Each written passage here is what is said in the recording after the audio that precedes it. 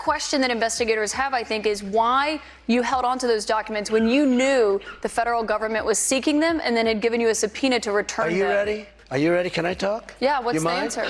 Do you mind? I would like for you to answer the question. Okay, it's very simple to answer. That's why I asked it. It's very simple to, you're a nasty person, I'll tell you. Can you answer why you held on to the documents? I was negotiating and we were talking to NARA. Oh, that's a good one. Mr. President, you won the White House in part because of high inflation. If your tariffs make prices go up... Excuse me, we haven't asked you to speak yet, please. Right? Okay. Go ahead, please. You won the White House in part... Go ahead, please. Mr. President, you are meeting Prime Minister Modi of India this afternoon. What kind of trade and tariff relations you would like to have with India, and what's the vision for India? Well, yeah, India traditionally is the highest, just about the highest tariff. Boy. So we got to talk about CNN's chief propagandist in the White House, Miss Caitlin Collins, who actually got demoted to that position. But let's all remember that before Caitlin Collins became a Democrat Party CNN propagandist, she used to be a propagandist for the other side. From our nation's capital. Caitlin, what does that mean? What's George Soros trying to do with the immigration crisis? Good morning. Okay, so George Soros is this foreign-born left-wing guy who essentially wants to change the nature of our country.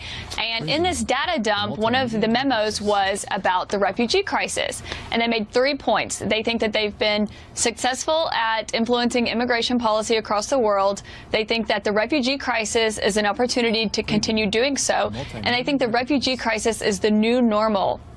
And George Soros is this guy who is a staunch advocate for open borders. He wants people to be able to go wherever they want, whenever they want, for whatever reason. And for him, he sees this immigration policy, this crisis, as a vehicle to further his immigration agenda. Yeah, so fast forward till today. Caitlin Collins, she has basically been demoted to being CNN's White House correspondent, right? She is CNN's chief propagandist for the White House. And let's just say when it comes to dealing with the new press secretary, Miss Caroline Leavitt, Caitlin Collins is not having a good time, okay? Because Miss Caroline Leavitt has laid the smackdown on Miss Caitlin Collins multiple times.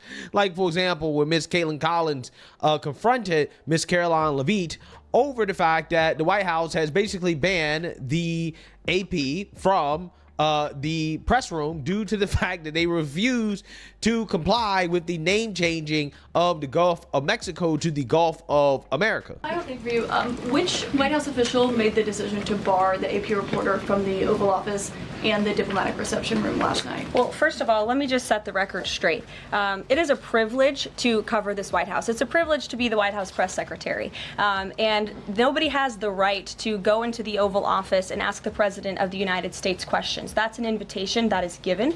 And there are hundreds of outlets on this campus, many of you in this room who don't have the privilege of being part of that pool every single day and getting to ask the President questions. We reserve the right to decide who gets to go into the Oval Office, and you all have credentials to be here, including the Associated Press, who is in this briefing room today. But isn't it retaliatory in nature is the argument, because the reason that the AP was barred, which they said was because they're not using the phrase Gulf of America, they're using Gulf of Mexico in line with their standards.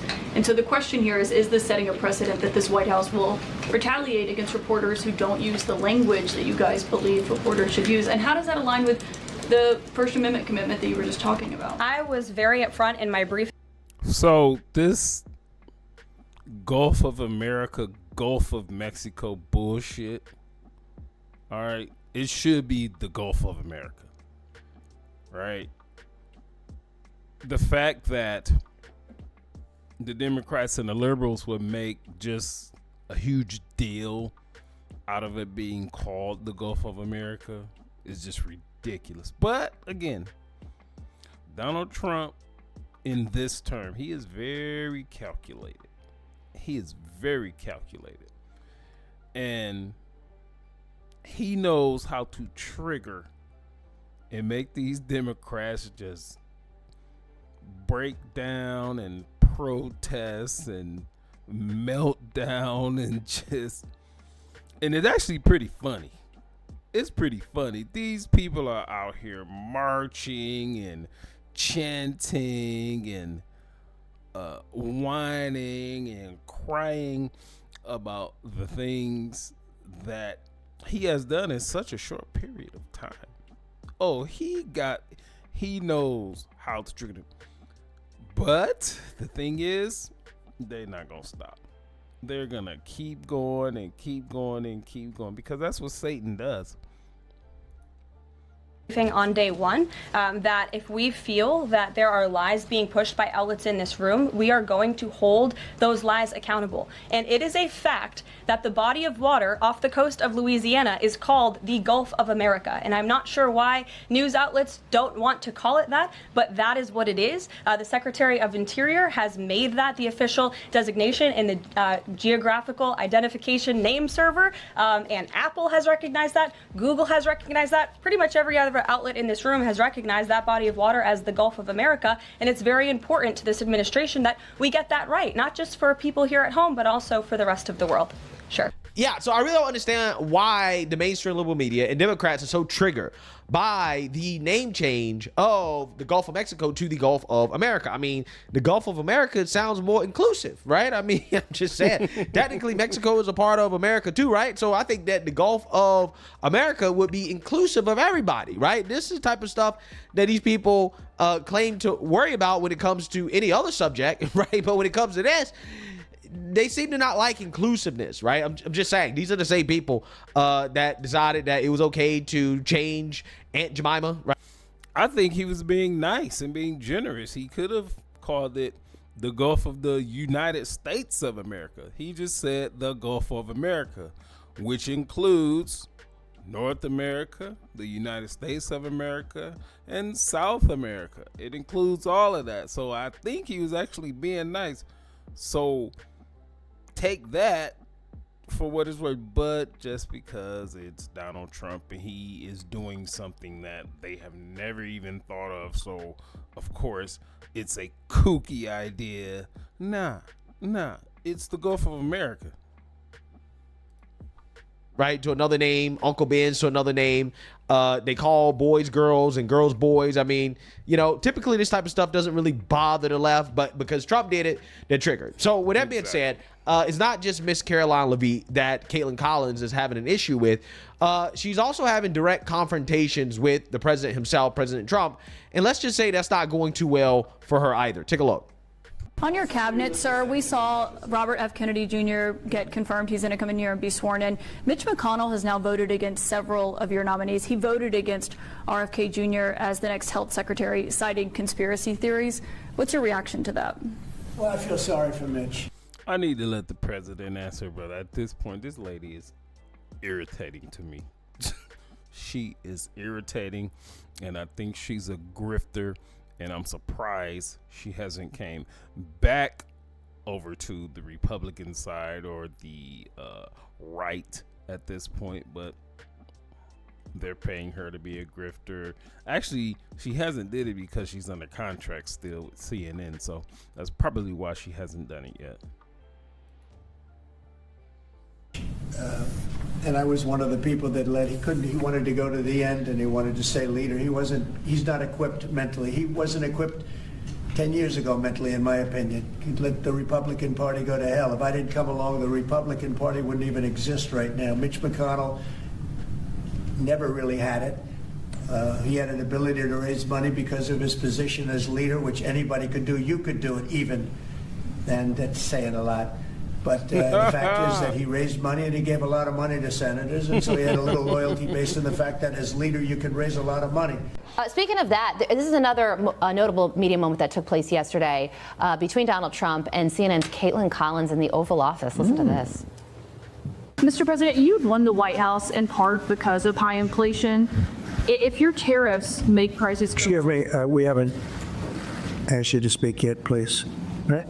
This should have never been allowed to happen. I know he's a friend of yours. But couldn't Putin just withdraw his... He's a friend of CNN. Yeah, and the notable part of that, Joe, to me, wasn't Donald Trump saying that Joe Biden is a friend of CNN and Caitlin Collins. It's the fact that the time that she chose to speak out, it was before she was called upon. I believe there is decorum when you're in the Oval Office meeting with the president, and there is a time to speak. And can we see the play here? I think we can see the play.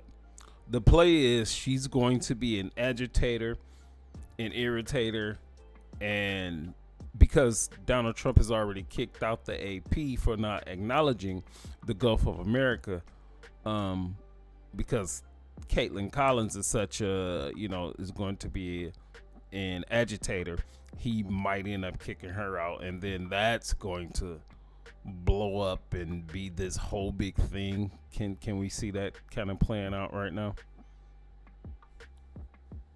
she sort of chose to violate that? And Caitlin Collins should know that because she was a White House correspondent during the first Trump term. And then Joe Biden comes into office and suddenly she couldn't run from that room fast enough. But now she's back to hold the powerful accountable because Trump is back in. She's there to make herself the story. She is a recycled version of Jim Acosta. Look at me. No other reporter there jumped in to ask a question. Only Caitlin Collins did because CNN wants to be a part of the story because that's worked so well for CNN to this point. Here's what I know. Since 4 years ago this time in 2021, CNN's primetime ratings, which include Caitlin Collins' show, is down 85% from that time. No one trusts that network anymore, to Trump's point. Yeah, so I think it's safe to say that Caitlin Collins does not like President Trump too much, right? But the funny part about it is that President Trump knows this, and because he knows this, he tries his best to troll the hell out of the mainstream liberal media. And he basically came up with a pretty genius way of trolling the media in the Oval Office, because every time they walk in to ask him some silly question, right, they have to look at his mugshot. Well, this is quite a story we have for you. This just out. It was a photo that was taken yesterday in the Oval Office. So zoomed out, it just looks like an ordinary photo, right? You see the president there with Modi, the Secretary of State, just a meeting. But when you zoom in into that door, what you see captured in that red circle is the mugshot of President Trump. Now, this is a rather interesting place. This is called Outer Oval. This is where pretty much every guest, with few exceptions, walks through. Then to the left, you see the top of a grandfather mahogany clock. And then you walk into the Oval Office, meaning just about every guest, with few exceptions, some enter the Roosevelt Room, will walk past the Fulton County mugshot of President Donald J. Trump. How is that for irony? You know, Tommy, I look at this and there's so much symbolism here. Yeah. Because all right, that is great.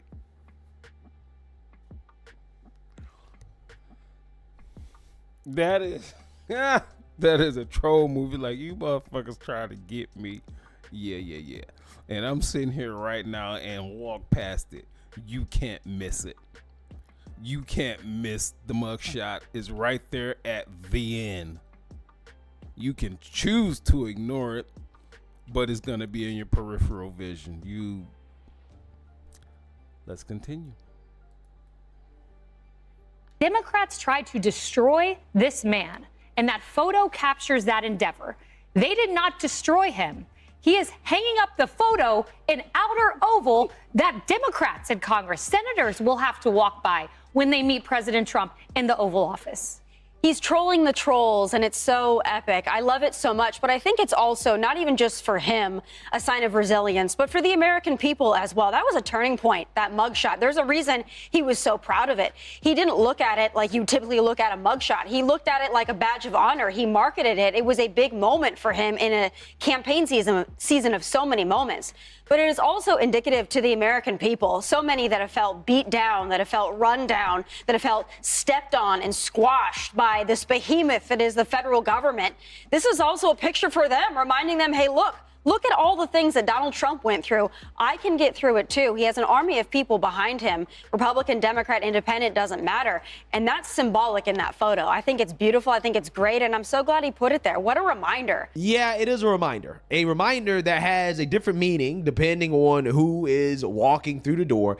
And for the liberal media, people like Caitlin Collins, it is a reminder that they failed, right? Their crusade against President Trump, the propaganda against President Trump failed, right? I think it's pretty hilarious that they have to be reminded of that every time they walk into the room, especially considering the fact that Caitlin Collins has shown that she is, in fact, triggered by this mugshot. Not only have we never had a U.S. president with a mugshot, I'm not sure we've ever had a mugshot hanging outside of the Oval Office before, but that is where President Trump has placed his from when he was indicted in Fulton County, Georgia, for his efforts to overturn the election.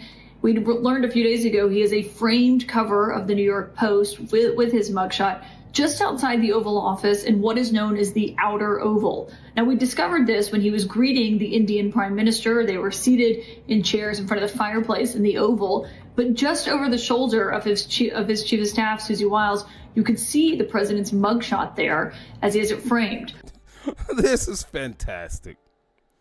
This is fantastic because these Democrats, these liberals, they are triggered by anything that does not 100% agree with them. And as a matter of fact, they're to the point to where they just make up stuff and just make a story out of it. But as far as this goes, yeah, this is some awesome trolling by the president.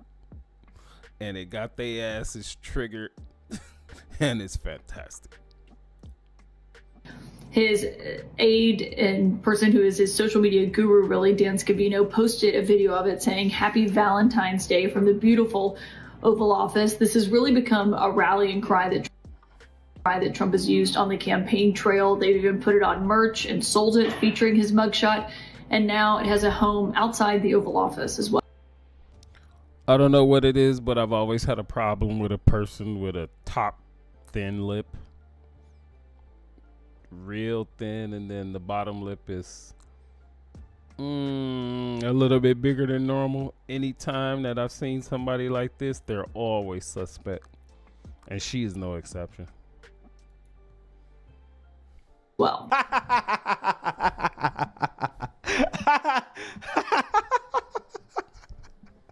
Boy, you can tell that she is hurt, okay? She is super hurt. I wonder, does Caitlin Collins have a Valentine, right? Who did she spend her Valentine's Day with?